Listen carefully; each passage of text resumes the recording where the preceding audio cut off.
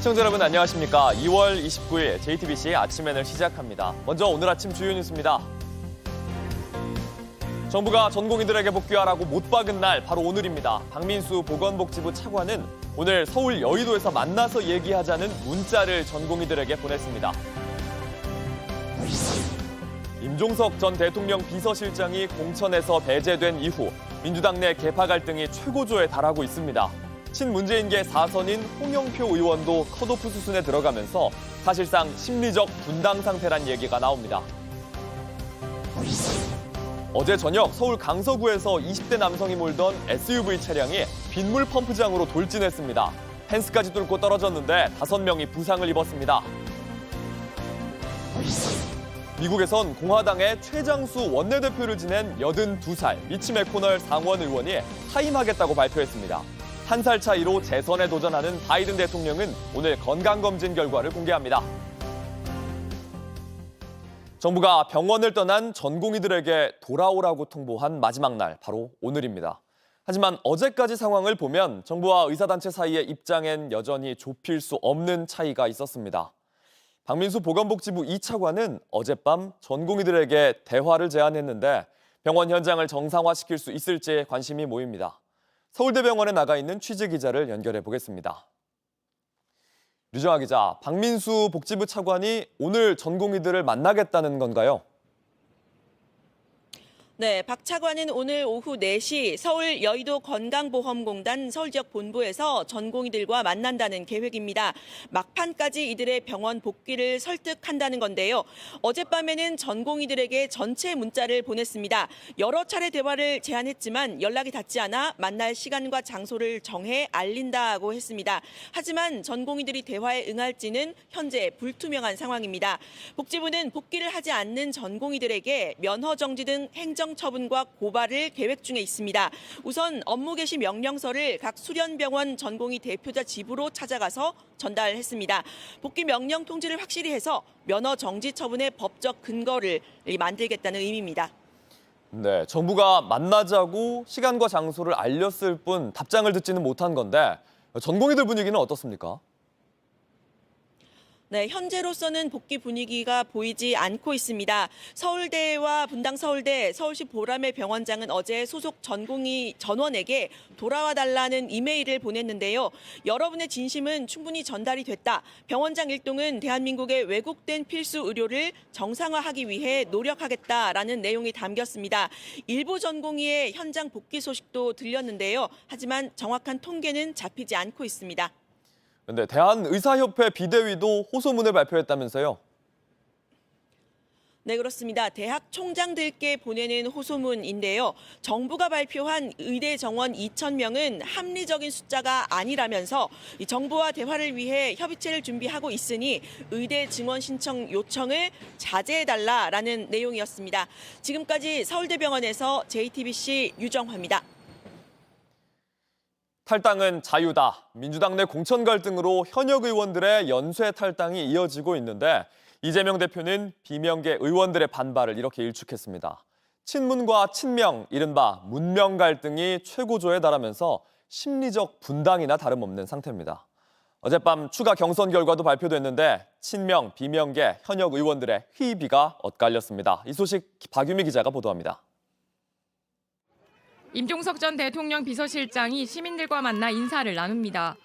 장소는 왕십리역 앞 임 전 실장이 민주당 공천에서 배제된 서울 중성동갑 지역입니다. 홍영표, 송갑석, 윤영찬 의원 등 친문재인계 의원들도 함께했습니다. 이에 앞서 임 전 실장은 당 지도부에 공천 배제 결정을 다시 생각해달라고 요청했습니다. 며칠이고 모여 앉아서 경론을 벌여주십시오. 저의 최종 거취는 최고위원회의 답을 들은 후에 다시 말씀드리겠습니다. 탈당 후 무소속 출마를 고려하느냐는 질문엔 정치는 생물이란 말로 가능성을 열어뒀습니다. 탈당을 공식 선언한 서른 의원은 이재명 대표를 연산군에 빗댔습니다. 이재명 대표는 연산군처럼 모든 의사결정을 자신과 측근과만 결정하고 이재명 대표에게 아부하는 사람들만 곁에 두고 있습니다. 그저 자신이 교도소를 어떻게 해야 가지 않을까만을 생각하며 친문 핵심 홍영표 의원은 추가 탈당이 5에서 10명까지 될 수도 있다고 전했습니다. 임 전 실장이 기자회견을 연 시각에 직장인과의 정책 간담회에 참석한 이재명 대표는 공천 결과에 반발하는 비명계를 직격했습니다. 입당도 자유고 탈당도 자유입니다. 경기를 하다가 질 것 같으니까 경기 안 하겠다. 이런 거 별로 그렇게 이렇게 국민들 보시기에 아름답지 않을 것입니다.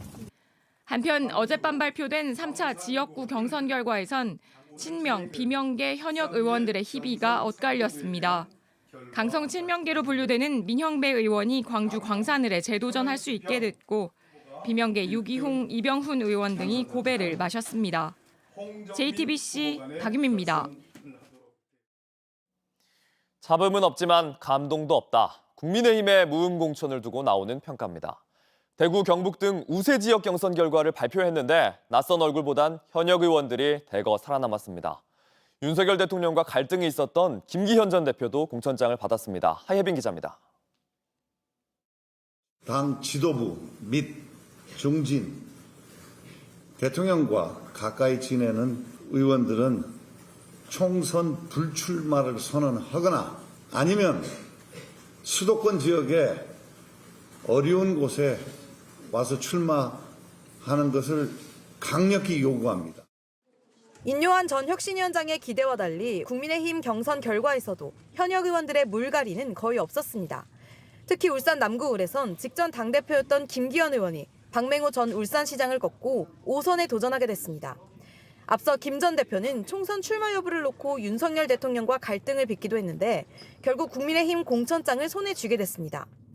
국민의힘 지지세가 강한 대구 경북에선 권영진 전 대구시장 등 일부 지역을 빼고는 전체 11곳 중 8곳에서 현역 의원이 공천을 따냈습니다.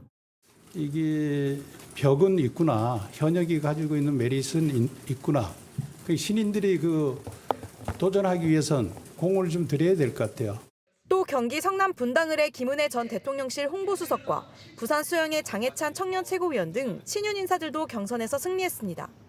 다만 서울 양천갑에선 현역 의원인 조수진 전 최고위원이 구자룡 비대위원에 패했고 서울 송파병에서는 김근식 전 당협위원장이 김성용 전 대통령실 행정관을 꺾고 승리했습니다. JTBC 하혜빈입니다. 러시아 반정부 운동가 나발리의 장례식이 내일 모스크바의 한 교회에서 열립니다. 러시아 당국이 지난 16일 나발리의 사망을 발표한 지 14일 만입니다. 나발리의 부인 율리아 나발라야는 어제 유럽의회 연설에서 푸틴 대통령을 살인자라며 장례식 참석자들을 러시아 경찰이 체포할지 우려된다고 말했습니다. 나발라야는 푸틴을 끔찍한 괴물이라 칭하며 서방 국가들의 보다 적극적인 대응을 촉구했습니다. 미국 상원의 최장수 원내대표인 미치 매코널 의원이 사임하겠다고 밝혔습니다. 올해 82살인 그가 물러나면서 시선은 81살 바이든 대통령에게도 쏠리고 있습니다. 워싱턴 김필규 특파원입니다. 미치 매코널 미 상원 공화당 원내대표가 오는 11월 원내대표직에서 내려오겠다고 밝혔습니다. Is to know when it's time to move on to life's next chapter. So I stand before you today, Mr. President, and my colleagues, to say this will be my last term as Republican leader of the Senate. 내년 1월에 끝나는 상원 의원 임기는 마치겠다고 했습니다. 건강과는 상관없는 결정이라고 했지만 지난해 매코널은 2차례 기자회견 중 멍한 상태로 멈추는 모습을 노출했습니다. And a string of 1985년 처음 상원에 입성한 그는 2006년 이후 9번 연속 원내대표에 선출되며 상원 역사상 최장수 원내대표가 됐습니다. 선거 사기 주장에 동조하지 않았고 1월 6일 의회 폭동을 비판하면서 트럼프 전 대통령과는 각을 세웠습니다. 이 때문에 매코널의 사임 이후 상원마저 트럼프 강경파에 접수될 거란 우려가 나옵니다. 82세 매코널의 사임 발표로 사람들의 관심은 자연스럽게 올해 81세로 재선에 도전하는 바이든 대통령에게 쏠렸습니다. 이날 바이든 대통령은 워싱턴 인근 월터 리드 군 병원에서 정기 건강검진을 받았습니다. 그는 매코널 사임 소식에 유감의 뜻을 밝히면서 자신의 건강에는 아무 문제가 없다고 강조했습니다. 워싱턴에서 JTBC 김필규입니다.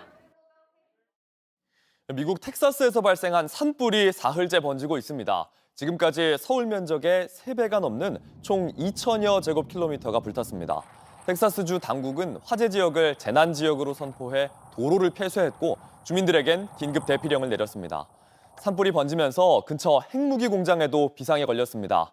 이 공장 1991년까지 핵무기를 만들었던 곳으로 지금은 주로 핵무기를 해체하는데 화재 우려에 잠시 가동을 중단하기도 했습니다. 어제 저녁 6시 반쯤 서울 강서구 가양 빗물 펌프장 앞 도로에서 20대 남성 A씨가 운전하던 SUV 차량이 빗물 펌프장 안으로 추락했습니다. 사고 차량은 3차선 도로에서 멈춘 차를 들이받고 인도로 돌진해 안전 펜스를 뚫고 5m 아래로 떨어졌습니다. 운전자 A씨는 음주 상태는 아닌 것으로 조사됐습니다. 이 사고로 SUV 차량 탑승자 등 5명이 다쳐 병원으로 옮겨졌고 생명에 지장은 없는 상태입니다. 온라인에서 화제가 된 뉴스, 화제가 될 뉴스를 골라 전해드립니다. 아침엔 소셜픽입니다. 인기게임 리그 오브 레전드의 한국 리그 경기가 지속적인 디도스 공격을 받고 있습니다. LCK 측은 앞으로 남은 경기를 모두 비공개 녹화 방송으로 치르겠다 이렇게 공지했습니다. 경기 티켓을 모두 환불하고 당분간 판매도 중단합니다. 지난 25일부터죠. 경기 도중에 게임이 멈추는 일이 반복됐고 4시간 넘게 제대로 진행이 불가능할 정도였습니다. 어제 페이커가 속한 T1의 경기 중에도 디도스 공격이 이어져서 1세트가 끝난 뒤 경기는 녹화 중계로 치러졌습니다. 양 팀의 합의하에 녹화 방송으로 두 번째 세트를 진행하게 됐습니다. 저희 모두 안타까운 마음을 금치 못하는 상황입니다. e스포츠에 엄청난 집중력이 필요하죠. 경기가 재개되기 전 다시 눈을 감고 몰입하려는 페이커의 모습이 이어졌습니다. 페이커는 디도스 공격을 저지르는 사람들에 대해 이렇게 말했습니다. 이제 그 소행을 하는 사람은 나쁜 게 아니라 안타까운 거예요. 사회적으로 피해를 주는 행동을 거리낌 없이 한다는 게 얼마나 그 가치관이 잘못되어 있는 걸까 하고 조금 생각해 볼 수 있을 것 같고요. 그러면서 인간의 삶은 의미와 행복을 추구하는데 그러지 못했을 때의 고통은 본인에게 있는 것, 이렇게 말도 덧붙였습니다. 17년 동안 대구의 한 어린이집에서 아이들의 등원을 책임진 운전기사의 마지막 근무날이 화제입니다. 선생님들이 직접 축하 영상을 올렸는데 600만 명 넘는 사람들이 이 영상 지켜봤습니다. 수고 많으셨습니다. 고맙습니다. 어린이집은 학부모들을 위해 올린 영상이었는데 너무나 많은 따뜻한 댓글에 감동했다고 하는데요. 할아버지는 15년 동안 고속버스 기사로 일하셨는데 그보다 더 많은 시간을 이 어린이집에서 보냈다고 합니다. 내가 애들 이름도 전부 다 불러주고 또 가들도 기사님이라고 안 그러고 할아버지 그랬거든요. 그러니까 전부 내 자식 같잖아요. 섭섭하지요. 눈물이 날라 그래요. 막. 나이와 건강이 걱정돼 그만두지만 그만두신 뒤에도 토끼밥을 주러 또 텃밭을 정리하러 어린이집에 들르신다고 합니다. 아이들뿐만 아니라 선생님들도 자식 같단 할아버지. 그러면서 어린이집 선생님들에겐 이런 말을 남겼습니다. 뭐 잘하는 말 몇 개 더 있어요. 뭐 애들한테 잘하고 그래야지 뭐 나도 볼 수 있고. 예, 전부 다 애들 다 나가고 버리고 그러면 나도 애들을 못 보잖아요. 그래 그렇죠. 선생님들도 잘해야 되지요. 영화 원카, 국내뿐만 아니라 세계에서도 크게 사랑을 받았는데요. 영국 스코틀랜드 윌리 원카 초콜릿 체험 행사장에서 일어난 황당한 사건이 화제입니다. 이 업체 한 명당 35파운드, 우리 돈 6만 원 정도 내면 달콤한 간식과 황홀한 정원에서 화려한 체험을 할 수 있다, 이렇게 홍보를 했습니다. 그런데 주말 아침 행사장을 찾은 부모들이 본 건 텅 빈 창고에 조악한 장식품들이었습니다. 아이들은 울어버리고 결국 경찰까지 불렀다는데요. 2시간 넘는 거리를 달려 행사장을 찾은 어린이도 있었는데 기대한 초콜릿 받지도 못했답니다. 윌리 원카 역할을 맡은 배우는 당시 상황을 이렇게 설명했습니다. One jelly bean per child, and a quarter of a cup of Tesco's own brand lemonade. Got no chocolate, There was no chocolate to be had at this chocolate factory.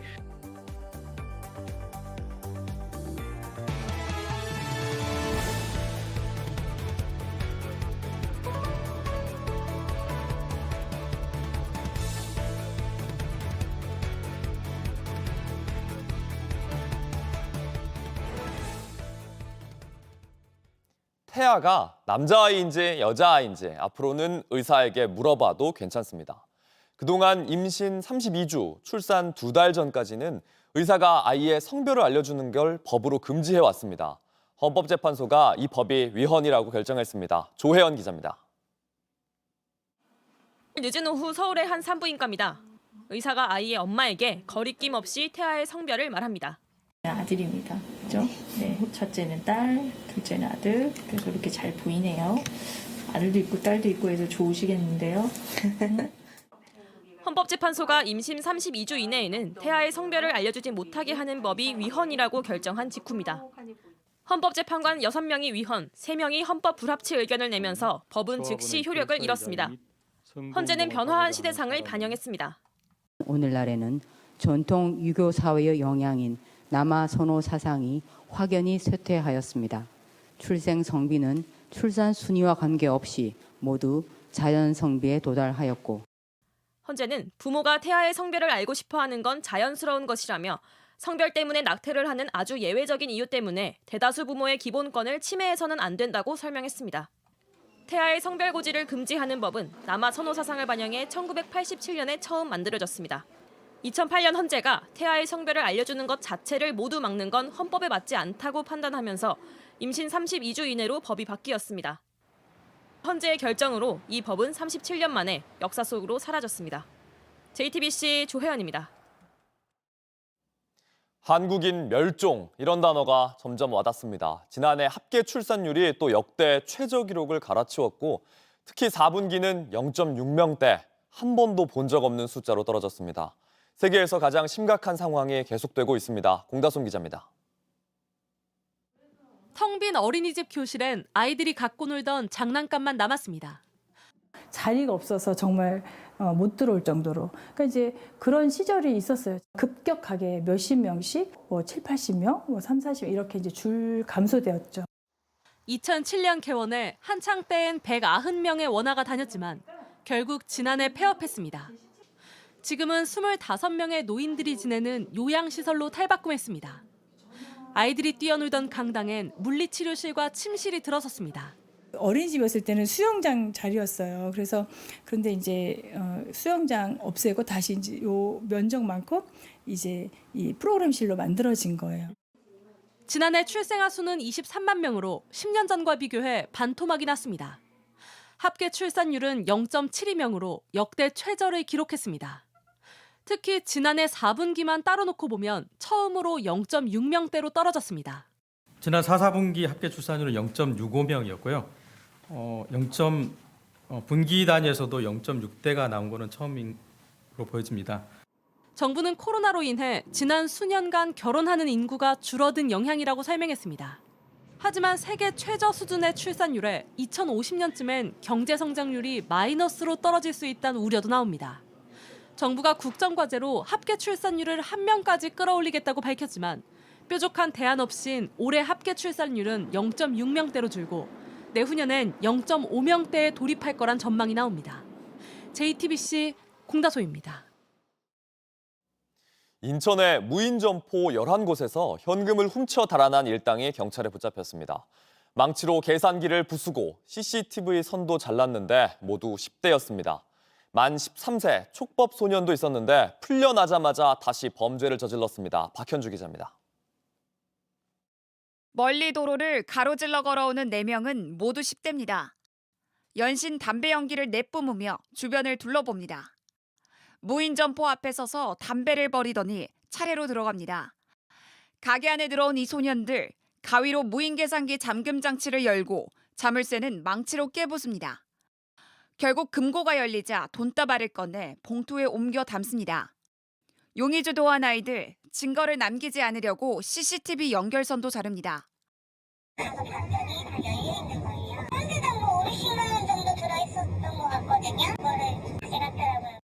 이 4명은 같은 방식으로 하룻밤새 무인 점포 11곳을 털었습니다.